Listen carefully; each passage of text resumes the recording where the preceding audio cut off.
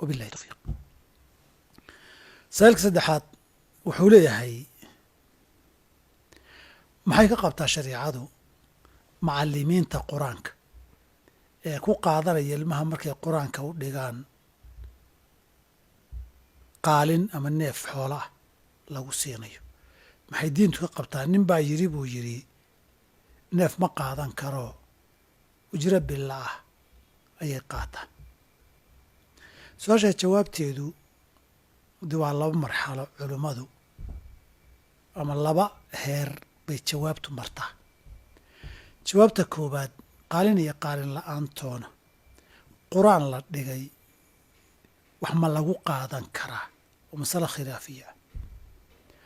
culummada diidan qaalin iyo qaalin la-aantoona ma ogola. wasaxiixu inay bannaan tahay weeye. xadiidka abi saciid alkhudri waa kii ahaa saxiixa ku yeelay ina xaqa maa akhadtum calayhi ajran kitaabu ullah.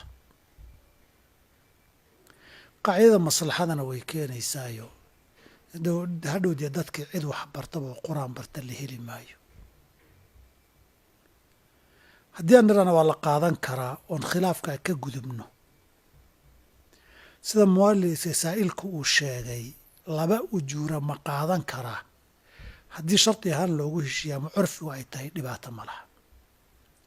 ujuuraadkan la qaadanaya waa laba marxalo, midna waa maalinlaha cashiraha, midna waa itmaamka iyo kamaalka wey. ujraduna muqadama iyo mucajala iyo mu'ajala iyo mu'akhara way u qaybsami kartaa, in qaybna hadda la siiyo qaybna halkaa gaaritaankeeda lagu siiyo, wax dhibaataa ma laha. masaladu masalada laga yaabo inay dadka qaar moodaan ee mudaaraba ma aha. masalada xoolo lagu shaqeeyo, mushaar iyo boqoley waxa soo baxaa la yskuma dari kara marka la yidhaahdo.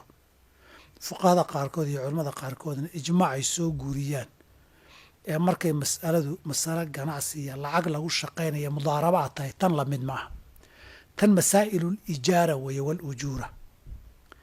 ijaaraduna haddii wuxuu asal ijaaro yahay laba qaybood oo muqadam iyo mucajal iyo qayb kale oo ah mu'ajal iyo muakhar, qayb la hormaraysa iyo qayb dib maris bay yeelan kartaa.